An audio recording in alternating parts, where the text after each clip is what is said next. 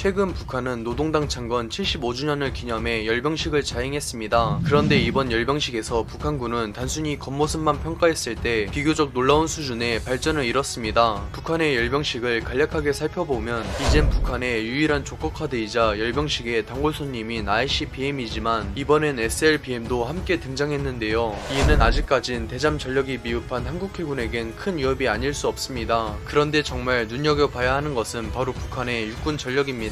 외형만 봤을 땐 3세대로 추정되는 신형 전차와 북한판 스트라이커 장갑차 그리고 북한 보병들의 신형 장구르는 매우 흥미로운데요. 확실히 미사일 전력을 제외하면 박물관 수준의 무기들만 등장했던 작년까지의 열병식과 비교했을 때 굉장히 충격적입니다. 그런데 코로나로 전 세계가 경제 불황을 겪고 있는 이 시국에 열병식 비용은 둘째치고 북한이 도대체 어디서 이런 신형 무기들을 보유하게 되었을까요? 지극히 저의 개인적인 생각으론 북한의 주인이나 다름없는 중국이 대북 제재를 위반하고 자국의 군사 기술을 지원했다고 판단됩니다. 아니 그럼 작년까진 잠자코 있다가 뜬금없이 이제서야 중국이 적극적인 군사 지원에 나선 걸까요? 가장 큰 이유는 올해 발생한 코로나 사태로 전 세계에 민폐를 끼친 중국 때문에 화가 머리끝까지 폭발한 미국이 경제 보복을 감행할 낌새를 보이자 시선을 돌리기 위해 북한을 방패로 내세웠을 가능성이 매우 높습니다. 그리고 또 한 가지는 이미 남북 간의 군사력에서 압도적인 우위를 점하고 있는 한국에게 언제든 우리가 개입할 수 있으니 너무 나대지 말라는 일종의 경고로 해석할 수 있습니다. 물론 이번 열병식만 보면 조금이나마 발전한 모습을 보이고 있으니 결코 방심해선 안되지만 고작 저 정도로 군사력 과시를 자행하니 한국으로서는 가짱키 그지없는데요. 그래서 오늘은 북한의 이번 열병식이 한국에겐 가소로운 이유에 대해 알아보겠습니다.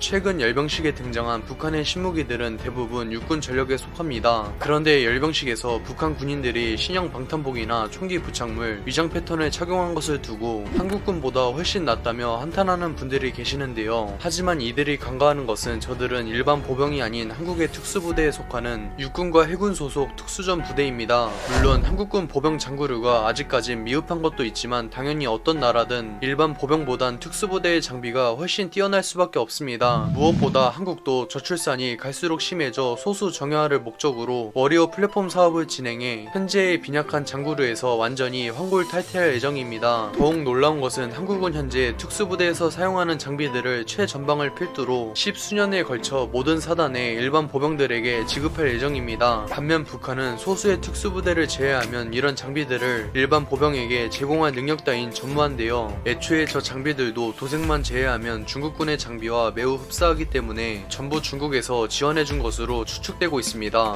다음은 지금까지 나왔던 구형전차 T-62의 개량형인 폭풍호나 천마호가 아닌 3세대의 외형을 보유한 북한의 신형 전차입니다. 물론 북한 육군의 주력을 차지하고 있는 T-55나 T-62보다 비교적 위협적이지만 이런 점을 감안해도 지나치게 과대평가를 받고 있는데요. 당장 원본으로 추정되는 중국의 구구식 전차도 기술력의 한계 때문에 종합적인 성능에서 아무리 높게 평가해도 평범한 3세대 전차에 불과합니다. 하물며 그런 중국의 기술을 지원받아 제작한 북한은 공업 능력의 한계 때문에 오히려 구구식 전차의 다운그레이드로 평가받아도 딱히 이견이 없습니다. 그래도 일단 최대한 높게 평가해서 구구식 전차와 동급으로 판단하고 한국 전차와 비교를 진행하겠습니다. 먼저 신형 전차의 중국산 125mm 활강포는 초기형 K1 전차면 몰라도 세계 최강급인 K2는커녕 개량형인 K1A2와 K1E1을 한 번에 격파할 수 있을지 의문입니다. 당장 주포 등의 하드웨어 성능은 물론 탄약의 기술력에서 중국은 한국을 포함한 서방보다 한 수 아래로 평가받는데 그 중국보다도 한참 아래인 북한은 오죽할까요? 결국 신형 전차라고 해도 기존의 T-62와는 별 차이가 없어 세계 3, 4위권의 기갑 전력을 보유한 한국 육군에게 그대로 쓸려나갈 가능성이 매우 높습니다. 정작 중국은 현대전의 승패를 결정짓는데 중요한 역할을 담당하는 해군과 공군의 지원은 딱히 반응이 없습니다. 이는 현재 경제가 좋지 않은 중국에게 예산이 너무 낭비되며 애초에 한국과 미국을 막기 위한 방파제에 불과한 북한에게 그렇게까지 해줄 이유가 없기 때문입니다. 거기다 비교적 기술 난이도가 낮은 전차도 혼자 개발하지 못해서 빌빌대는 북한에게 전차와는 비교조차 불가능한 해군의 군함과 공군의 전투기 개발은 감히 꿈도 꿀 수 없는데요. 설령 중국이 군함과 전투기까지 지원한다 해도 그 막대한 유지비를 북한으로서는 도저히 감당할 능력이 없습니다.